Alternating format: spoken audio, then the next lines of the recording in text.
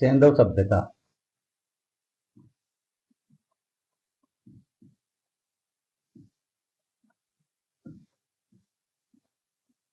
या हड़प्पा सभ्यता।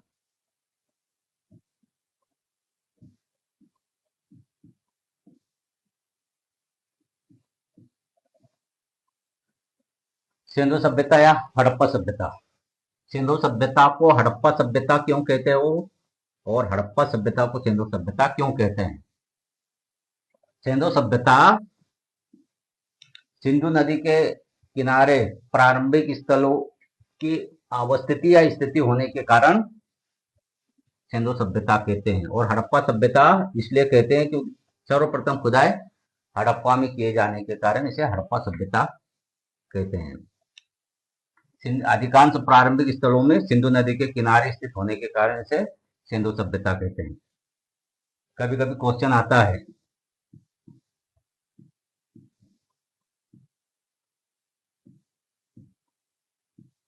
सर्वप्रथम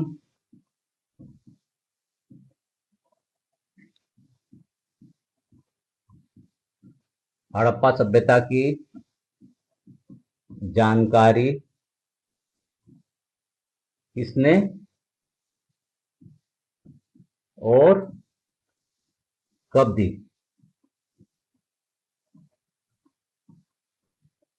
एक या दो नंबरों में आता है। हड़प्पा सभ्यता की सर्वप्रथम जानकारी किसने और कब दी। तो हड़प्पा सभ्यता की जानकारी सर्वप्रथम लिखाया था चार्ल्स मेनन।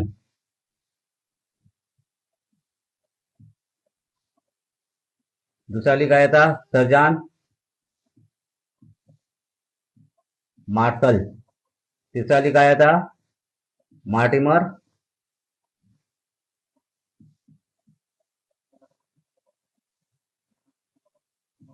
व्हीलर। और चौथा लिखाया था कनिंगम।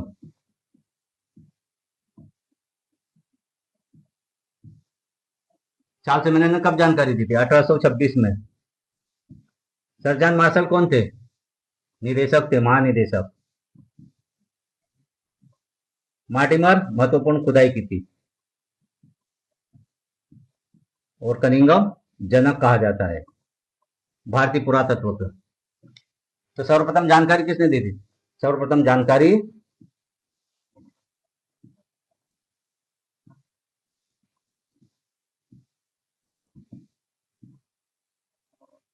चार्ल्स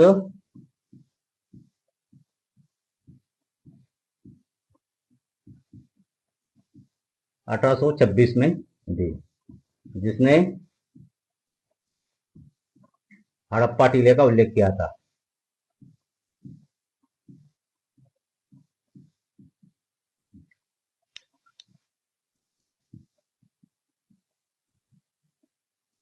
उल्लेख किया था। ये क्वेश्चन आता है कभी 2 नंबर में, तो क्या लिखोगे। सर्वप्रथम जानकारी चार्ल्स मेनन ने 1826 में दी थी, जिन्होंने हड़प्पा टीले का 2 बार उल्लेख किया था।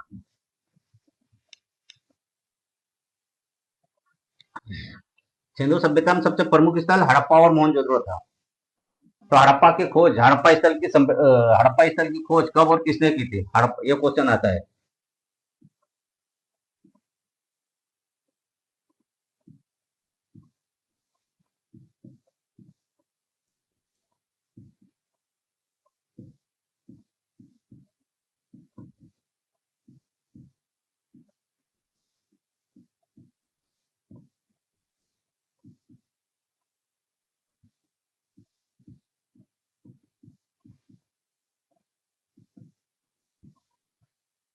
हड़प्पा की खोज, हड़प्पा स्थल की खोज कब और किसके निर्देशन में हुई थी, ये क्वेश्चन तुम्हारा आता है।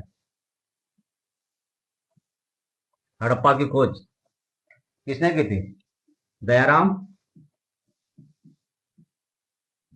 साहनी ने। कब की थी, 1921। निर्देशन निर्देशन कौन थे, किसके निर्देशक में हुआ था निर्देशन, तो सर जॉन मार्शल। क्या लिखो, सर्वप्रथम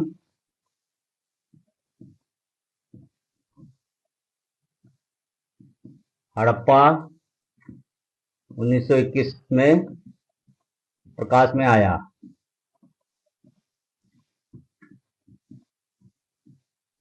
जिसकी खोज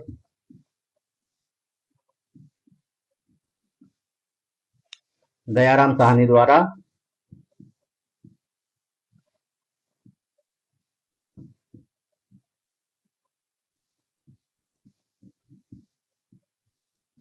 की गई थी। निर्देशक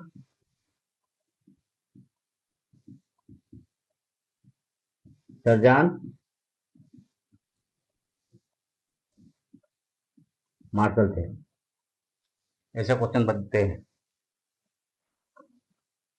हड़प्पा की खोज कब और किसके निर्देशन में की गई थी सर्वप्रथम? और हड़प्पा से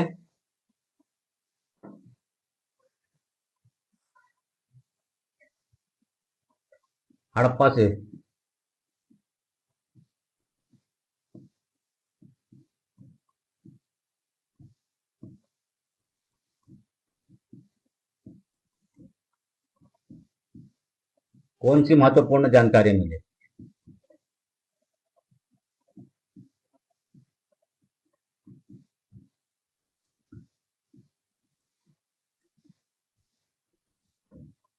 हड़प्पा से कौन सी महत्वपूर्ण जानकारी मिली? हड़प्पा से क्या मिला था? हड़प्पा स्थल से सर्वाधिक संख्या मोहरे और अन्नागारों की दो पक्तियां, धातु गलन भट्टी, कब्रिस्तान, यही मिली थी। तो क्या लिखोगे? सर्वाधिक संख्या में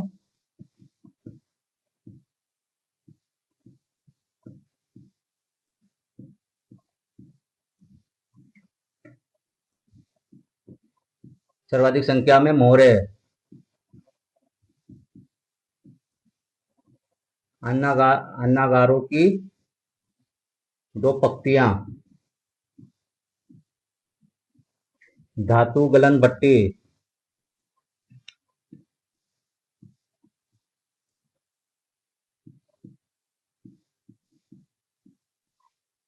और R37, यही मिले थे। धातु गलन भट्टी, कब्रिस्तान, R37, अन्नागारों की दो पंक्तियां और सर्वाधिक संख्या में मोहरे। अब ये मोहरों से क्वेश्चन आता है।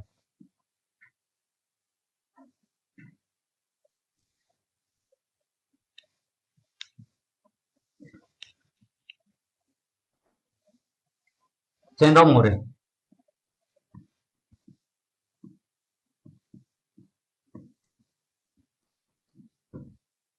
ये सेंधव मोहरे क्या थी? यह एक चित्रलिपि थी। यह चित्रलिपि थी। यह व्यक्ति या पहचान से संबंधित थी। यह सेंधव मोहर किससे बनती थी? पत्थरों से बनती थी। मुलायम पत्थरों से, या हाथी के दांत से, या फिर कांसे से। कांसे से। तो सेंधव मोहर क्या थी? इसको यदि क्वेश्चन आया तो कैसे लिखोगे? लिखोगे सेलखड़ी। सेलखड़ी, सेलखड़ी किसे कहते हैं? सेलखड़ी भी एक मुलायम पत्थर होता था।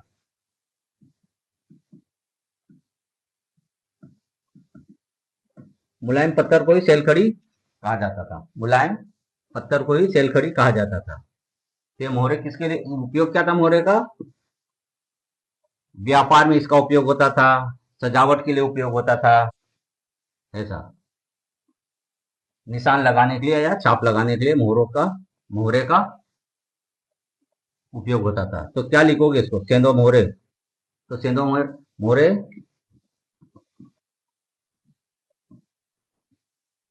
सेलखड़ी तांबे से निर्मित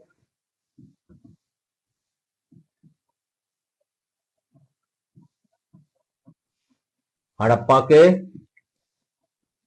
विभिन्न स्थलों से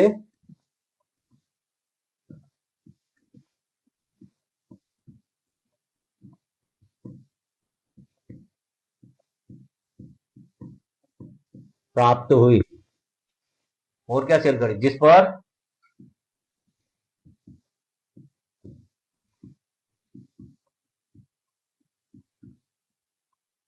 चित्रलिपि,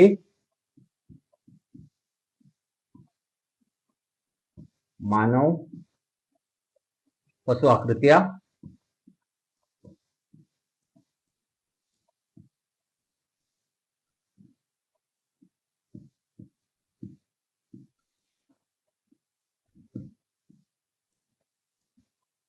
आया सिलखड़ी।